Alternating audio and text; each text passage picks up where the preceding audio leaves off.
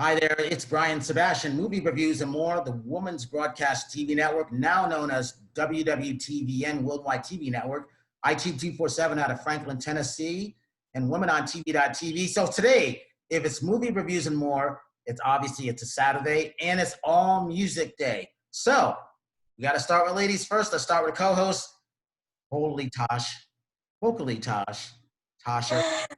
and I love her hair. Yes, it's red. I love it. Hi, my name is Natasha Rumbos. I'm a Latin pop singer with my co-writer, co-everything, John Stewart from Miami. I'm excited to be here. So be on the other side. With John being that director, songwriter, guitar player, stuntman, everything. We've known each other for many, many years. He's never stopped working. The one and only John Stewart. And my newfound friend, the last 3.5 months, I would say, the one and the only rock star journalist. Her successful book, Waiting for Adam, is out now, available. I still haven't read it yet because I'm still waiting for my copy, but I'm going to get it. And I'm happy to say that it's doing very, very well, Waiting for Adam. So she's interviewed everybody out there, just like we all have at one way or another. The one and only Eileen Shapiro out of New York. Hi, everyone. I'm so glad to be here, Brian. And John, really nice to meet you. I love stuntmen, especially stuntmen that can play music. I'm very excited to meet you. Hey, nice to meet you too. Hey, John, talk about your background and how everything started. Well, let's throw it back. I think it was almost back in December. John, I'm in this group called Facebook Brand Ambassadors, and John was looking for a Latin singer to sing a song that he had written. So I sent in my audition tapes, and he gave me a call probably the day after, and he was like, hey, I really liked what you sent me. I like your voice. Let's get in the studio and see, what we can work with. So I came in, I sang for him, and he was like, oh, I really like how you sound. I really like how you interpreted, the song that I wrote. And then that kind of just started our hey, do you want to do this as a hobby, or are you trying to have this as a career? And I was like, I am going full in. I want this as a career. And he was like, all right, I have some songs, Latin pop songs that I've written, and I need a voice and a songwriter, and let's see what you can come up with. And up to today, I think we've recorded 6 songs already. So it's been quite a fun, lots of learning journey. What are the name of the songs? So our first one is called Gozala. So my music is very if you go to a concert of mine, hopefully in the near future, I always want to have the people, dancing, having a good time, so that's my first song was Gozala, and that was a party song. It was just live your life, don't care about what other people are saying, you do you, you're awesome. So that was our first one. Then we did Hecha de Pa' Allá. That's kind of reminds me of Shakira when she first started, when she was a lot of a little pop rock in there. So that was Hecha de Pa' Allá.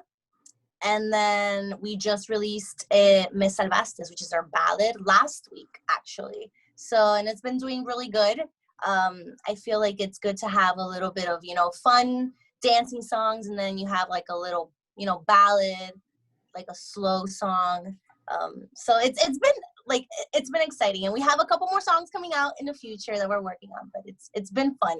I'm really excited about our future songs together.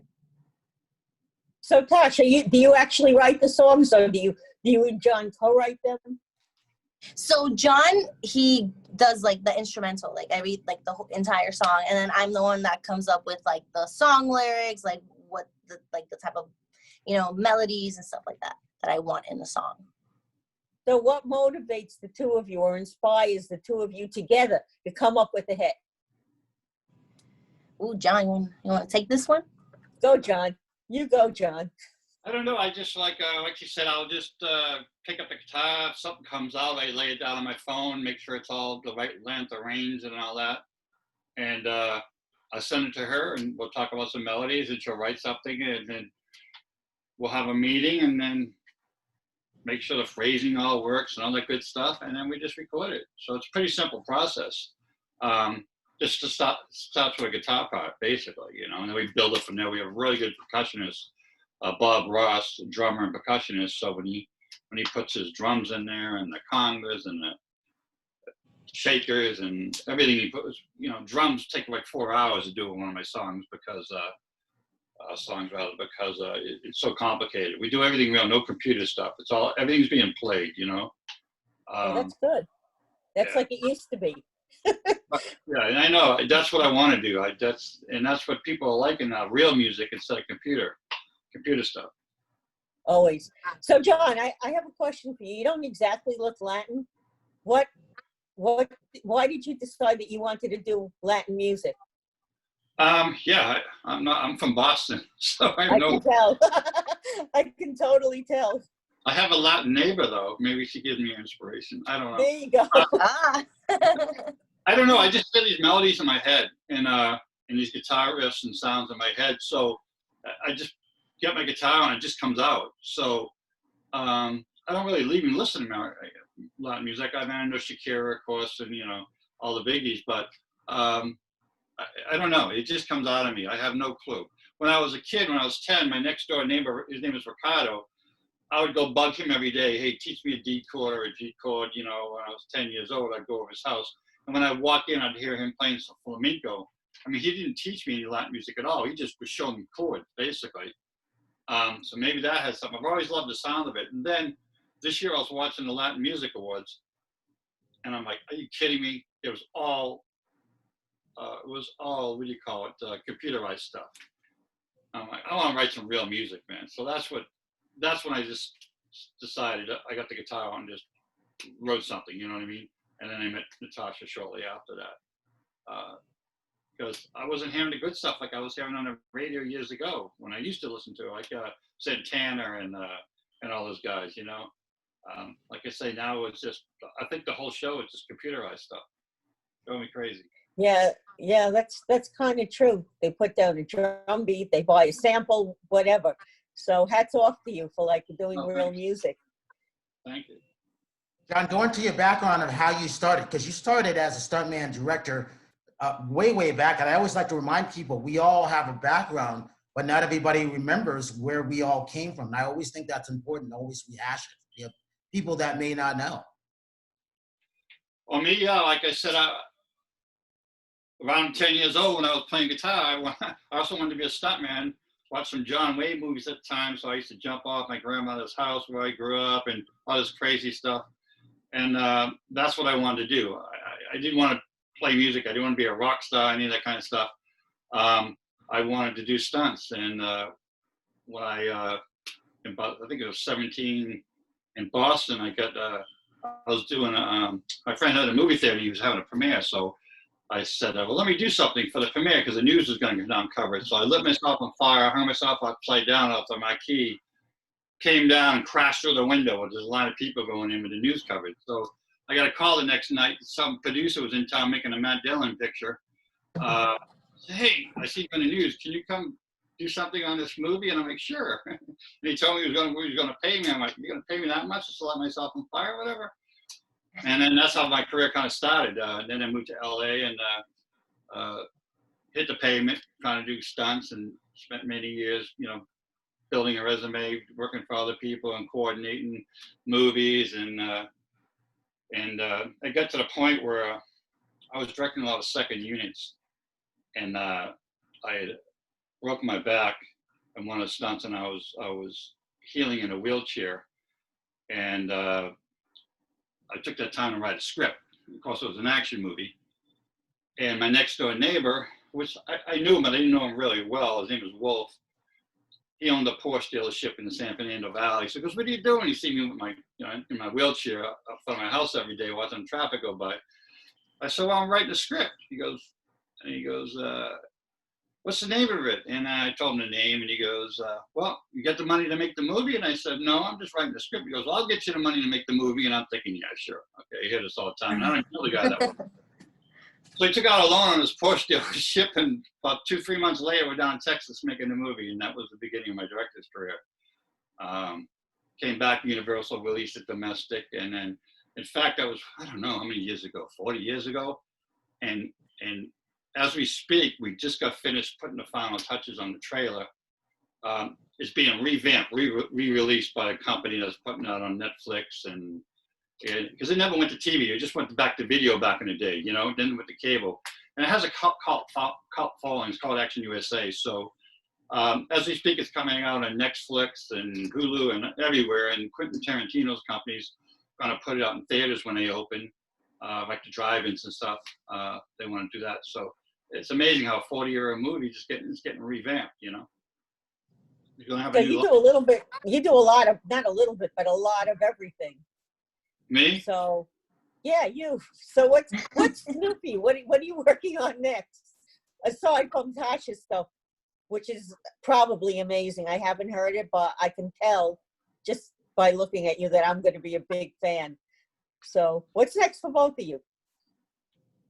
Well, I'm writing with Natasha. I have my own band. Natasha's more of a solo act. I have my own band, Juliana, now that I have another singer. So I'm writing songs for that band, which we just got 4 written. So hopefully we're going to do a little, Tasha was talking about doing a little, you know, internet kind of concerts, and nothing's open because she's got like 6 songs. I got 4 of my band, and they're all Latin, you know, they're all, I think, good songs, and they're both great singers. So it'll be kind of fun.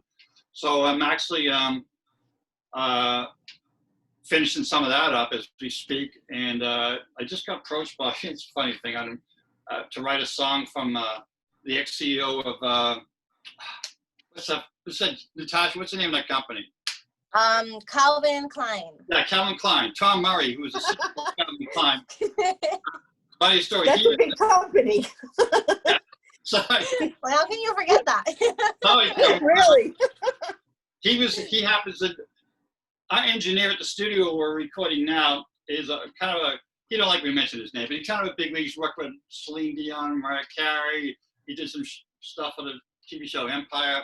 So he's really digging our music, the Latin stuff, because we're doing, like we talked about, it's real music.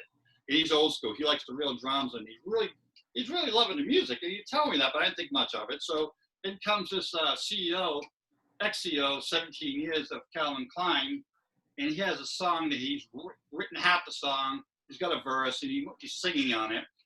And he can do what he wants because he knows all the record labels and all that, you know, being who he is. So the guy goes, well, let me show you this new stuff I've been working on.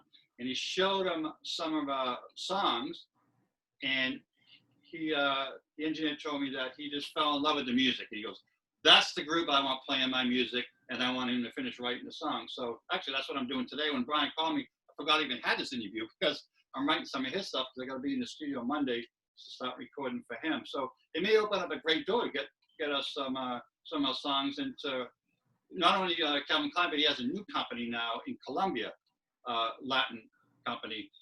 That's the CEO of Latin clothes. So it could open up a lot of doors. So I'm excited about that.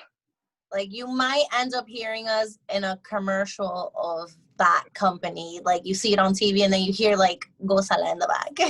That John probably will direct. Yeah. There you go. It's funny, Brian. I never wanted to direct. I was doing stunts, and I kind of fell into it back when we were doing HBO movies. And when HBO first started, a lot of the directors I was directing, they didn't have direct action. So, and they were all car chases. HBO, they just wanted action. So I kind of fell into that. I never planned on being a director. It's more work, and it's a pain in the ass, to be honest with you. I have more fun doing stunts, but I kind of fell into that because these guys didn't know where to put the camera, on car chases and stuff like that. So that was that I never planned. That just kind of happened, I just want to tell you that Calvin Klein. Eileen, I can imagine what you're thinking of right now. You probably know exactly what I'm thinking. All right, Eileen. All right, your turn. Give your background. Talk about how you started, where you came from, and your latest book, Waiting for Adam. Well, the first thing I'm going to say is I wear all of Calvin Klein's clothes. So, and I always loved fashion.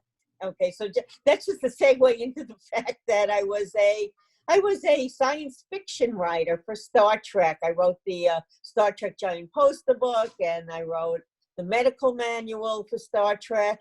And then I kind of got married, had kids, didn't write for like, I don't know how long, like raised the family. And then all of a sudden I owned a gay bar, and I had these people coming in with their magazines that wanted me to advertise. So I used to have really cool guests, all kind of RuPaul guests come to the club. So I finally said, listen, I don't want to advertise, but I'll write an interview for you. So the writing career started way back up again. I had, I wanted to interview Adam Ant because he was like my hero, my idol. And I figured if I got a hold of enough celebrities in order to do that, then I would be able to eventually have enough creds to interview Adam. So I wound up getting Dionne Warwick, Diana Ross, Annie Lennox, Jennifer Hudson, all these really great people.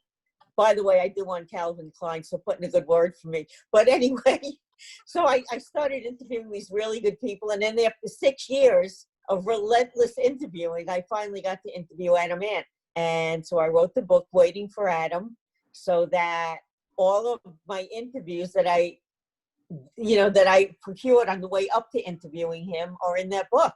And a lot of pictures, and then some of the after effects, because I do own a PR company. So we have a lot of cool clients like Scott Page from Pink Floyd and people like that. So all of those interviews are in the book, plus my whole story of how I got to interview Adam. And as I promised Brian, he's going to be in the very next book, Waiting for Billy. So, which would be Billy Idol, by the way. So get ready, Brian. Oh, and by the way, Eileen wrote the story on me for Splash and everything like that. And then John hooked me up with Tasha, because when John called me, he's like, I got this girl. And so Eileen, we've all heard these things. I've got this girl or I've got this guy. So that's why I always say yes, because you never know. I had no idea that Tasha was going to be the one to put up my videos for me to help me on that. So because of John with Tasha, I was able to get over that 1 million view mark finally on the YouTube. And then because of Eileen, John, and Tosh, with the people that she was sending me, and then with Sherry Nelson coming in, this is where everything kind of the final touches of everything came in. And then with Jimmy Starr and Ron Russell, I think it's a nice big piece of the pie for everybody that I'm happy that everybody's getting closer, getting a lot tighter and getting together, because it's a great group, and I don't see anybody else around doing anything else. They're just still spinning around with their heads, wondering that everybody's going to fall off the planet or something like that. They really don't know what to do, and it's kind of sad. It's very sad, actually, because it's great to work with a team that you don't have to be afraid of and that you trust. And, I feel that way about you and all the people that we work with. But I'm going to turn the tables a little. I know it's your show, but I want you to tell everyone about your start. Yeah, go. So that's interesting. All right, so let's go back to home video. I go back, well, if we can go to 1982, or Merv Griffithstowe out of New Britain, Connecticut.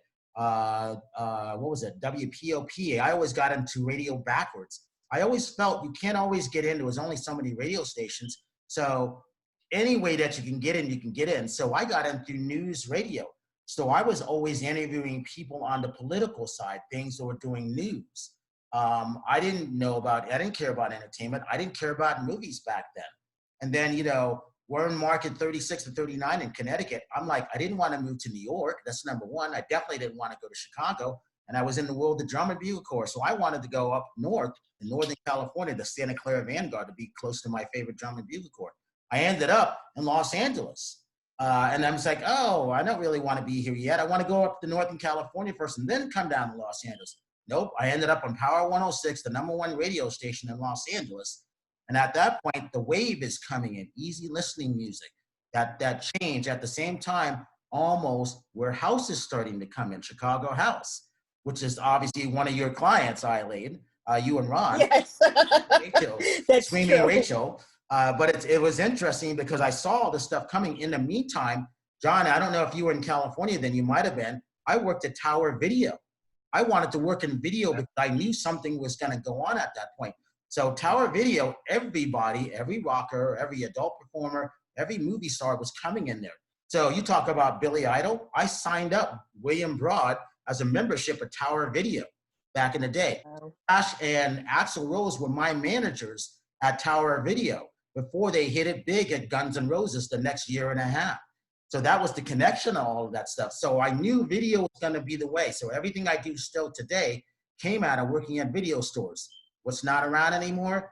Video stores. So while I'm working at Power 106, you got Johnny Carson. He's getting ready to leave. Everybody's auditioning for nighttime stuff. None of these comedians are making it. I'm like, if these comedians, well-known, aren't making it up for the auditions for Tonight Show, I'm not going to go that direction. So I went more video to voiceovers. I go, there's always going to be a thing for voiceovers. Look where we are. Voiceovers, AI technology, and animation are the keys. And I think, John, you kind of know this because you directed stuff for Power Rangers at that point. But doing all of these things like that, I saw where everything was going, and I always had to feel out what was going to happen with things where other people were saying, we're going to go like here. So as I'm working with Power 106, I'm seeing all these celebrities coming into the home video aspect of things. And I'm like, I got to put these two all together, but how do you put them together? So long story short, here we are now, started doing junkets. My home base was at the Four Seasons in Beverly Hills. I would have one-on-one interviews with everybody from Robin Williams or Steven Spielberg to Tom Hanks. My Big Fat Greek Wedding, I championed that film when no one liked it, and I couldn't believe it. Till this day, it's the #1 independent film of all time. So till this day, Rita Wilson and I will have a great big connection because of that. So I still like to champion independent films. I don't like to say no to anybody because you just never know what's going to happen. John, imagine if I said, no, I don't want to use Tosh. Imagine, Tosh, if I wasn't using you uploading my shows. Imagine if Sherry Nelson, if I said no to Sherry Nelson from my friend, say, Brian, I got a girl. I think you guys will fit well. I would have never met Eileen and Jimmy Star and Ron Russell. So that's why I always say yes. You just never know where all the stuff is going to be. And at the same time, right now, today, John, Tosh, and Eileen, we're at 5.8 million views a day and counting. We went up another 17,000 views overnight. Yay. A lot of stuff to go because, again. Where's the champagne, Brian? Doing anything. Well, Tosh, Yeah, I couldn't have done champagne? it without you uploading the shows. I just couldn't. And again, you came from John, and I've known John for years. And then for Eileen, Sherry was telling me about, John, Jimmy Star. No, I don't know Jimmy Star. Who is he? Eileen's in New York, and I was in Los Angeles, So again, I just learned, just never say no. Give everybody a chance. You never know what's going to happen. And look where we are. So that's why I wanted Eileen on this show today, because I wanted her to meet you, Tosh, and I definitely wanted her to meet John. And that's where we are today. So everyone has a purpose. Why have I not interviewed you guys yet? Brian, give him my number. I'm going to. You mentioned Adam Ant. Did he talk? I doubled him. I directed a thing with him in a movie called Cold Steel that I directed. Really?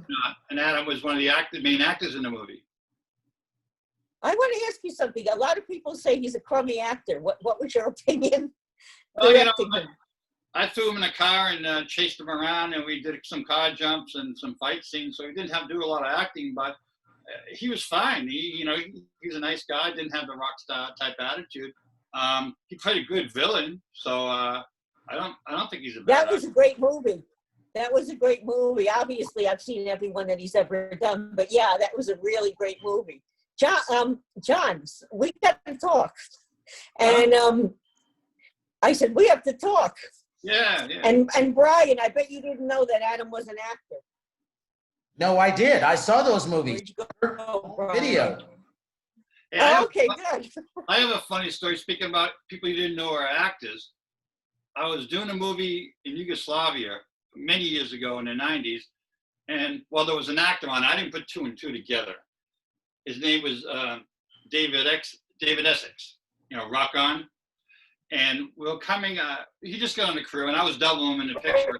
And someone told me, "Oh yeah, David, the music guy, singing." And I'm like, "Oh, he's a singer." So I wrote one of my first songs back then, but I didn't know who he was. I just thought he was an actor, and I was doubling. So I'm like, "Hey, I heard you're into music. I got a song. You want to listen to it?" Sure. But he knows I don't know who he is, so he should listen to it. gave them to her that day, and then didn't hear nothing. A couple of days went by, and we're just doing our movie stuff. And then the next morning at breakfast, a couple of days later, I'm, hey, because I listened to your song. What'd you think? You go, well, it was better than my first one. I'm like, oh, okay, what does that mean? Okay, I don't know if you like it or not, you know. As I was leaving breakfast. That's a cute story. Yeah, as we're leaving breakfast, coming out of the hotel, we're walking down the street. Behind us, a bomb goes off, and they blew up our hotel. This was in the middle of the Yugoslavian war when it started over there. We got rushed out of the country. We went from Belgrade to Dubrovnik, and it was and then I get home and like David Essex rock on, and I feel like an idiot, you know. But he never let on. You don't know who I am, you know. He just, that's like one of the coolest stories that I ever heard. He was a very nice guy. He was a very good actor, nice guy. But I couldn't believe it because when we were walking out of the hotel before they blew the hotel up, we'd walk out, and I know it was one of his first movies, so I didn't know it was an actor. And all the girls, like 30-year-old girls, oh my God, David, blah, blah, blah. And I'm like, what are all these people Who is this guy? Put two and two together. I found out later, oh yeah, it's David Essex, man. I remember your song. That's great. That's a great story. So Tosh, it's like an adrenaline rushing story. so Tosh, what's your opinion of being on this show? Because you didn't know Eileen, and I'm sure you didn't know a lot of John's background. No, I mean, I knew he was a stuntman, but I didn't know like the whole 9 yards. Like, I'm actually pretty excited that we had this interview because I knew who Eileen Shapiro was, but I didn't know like in detail. So this is exciting. It's exciting to network. It's fun to get to know other people in the business and just getting to know each other. I love what you do, Brian. I always told you your videos are amazing. Like, they're so entertaining. Like, there's a lot of people that need to be known that people don't know about. You know, everyone's focused on the celebrities and all the people who are already famous, and then you're not focusing on other people that are equally or even better than them, like in real life, you know. So I love what you do. I applaud you for what you do because you are an amazing host. Well, here's the thing. I couldn't have gotten over the 1 million views without your help. I needed someone to put them up because one of my other friends, he had passed away, and then a lot of other people, they were spinning around. They were suffering from anxiety, depression. I would be calling them in the middle of shows. They'd be texting me, hold on, give me a couple minutes, I'll talk to you. You know, because our job now is to inspire people, is to help people around the world. And that's why I say when you see someone without a smile, give them one of yours because everyone needs it. And I don't know that, but I know enough people who do. I don't even drink coffee. I mean, I'm getting ready to go out the house in 3 days to Los Angeles to see what businesses I can help. Meet with a bunch of friends who want to meet with me because they all need help. And, you know, it's up to me if I want to help the Marriott brand or not. Do I want to? I think so. So we shall see what happens. So with all this stuff coming within the next 2 weeks, we start all of our live shows on Tuesdays. I think that studio you're telling me about in Miami, that might be the one when I go down there, when I go to visit. Is that the one that I might be broadcasting out of? Which one? The one I think John was telling me about a while ago. Oh, the one in West Palm Beach, the Dream Machine Records? I don't know, just in case when I go down, if I want to do a show in Miami. Nope. I don't know Miami. I'm up in Palm Beach Gardens, West Palm area, Jupiter. Oh yeah, okay. So that might be, that's the area you're talking about. But you know, Eileen, so I've got it all set up where if I go to Florida, I'm going to hook up with John wherever he is. If I'm in Tennessee, I already got it set up there at Lipscomb University, a beautiful green screen studio that the students use that they gave me access to. And I've got it set up in Los Angeles now to my friend from Remo that's setting up the way that I wanted to set up. So that's the other reason why I'm going to look at that. And when in Vegas, I'm going to choose one of the hotel suites that they're going to give me because of our members that I can do all this stuff while we're building up the Dreamweaver Artist Ranch. It's all set up. And then so by the end of September, we'll be on Hulu. And by the time everything is done, we should have 850 million views a month. Wow. By the time everything is done between now and the end of October. Wait till you see what's about to happen within the next 2 weeks. So Eileen's in a great, you and Jimmy, you are in great position for stuff with all your clients. Brian, I love you with or without my clients. And you know what? I'm going to tell you why. Same reason as Tosh said. You interview, you give everyone a chance, which I do too, because you really can't say no. You don't know. You really don't know. I interviewed Elizabeth before she was anything. So you never know what someone's going to become. Yeah. I love Lizzo. Lizzo's awesome. She's awesome, and she's fun. There's always saying in the movie business, be nice to everybody because you may be working for them someday. Exactly. There's a story. There was a PA, which is PA is the lowest job in totem pole in the film business, but and then I forget his name or what he did, but he wrote some script that was bought for millions of dollars and went on to be a successful writer. You know what I mean? So be nice to everybody because you may be working for them someday. I totally agree with you. You should be Absolutely. nice to everyone anyway. The one thing I knew, and I tell people this, I always knew I was going to outlast people. I always knew because I didn't go out and I didn't get married. Eileen, this is the reason why I didn't get married. And I didn't because I knew if I had kids and I was married, I wouldn't have been able to do what I'm doing now. I knew that at that point. And I knew from listening to rock, growing up in an all-white town in East Lyme, Connecticut, being in the drum and bugle corps, that I could mix those things. Because remember I said I got the ages of 9 to 86, Eileen? The drum corps community they didn't have a drum corps season. There was no marching bands. Guess all those people are starting to watch the shows now. Imagine how many thousands of millions those people they are. Just because I'm telling their stories. We've never met before, but they're still alive. And you can march in a drum and bugle corps until you're 86, and people have until their 80s. I'm talking to people now. So, Tasha, those are the ones that you've been putting up. And so they've been helping. So again, with all that, we got about 3 minutes left. So Eileen, talk about your book, Waiting for Adam again, your website, how people can reach out to you. Okay, the book is called Waiting for Adam. You can get it via Amazon or Barnes & Noble. And I have a Facebook page, Eileen Shapiro. You can find me on Instagram, Eileen Shapiro 3, and on Twitter also, Eileen Shapiro 3. And find me, because I'm fun. Find me. Vocally Tosh, go ahead. Talk about your songs.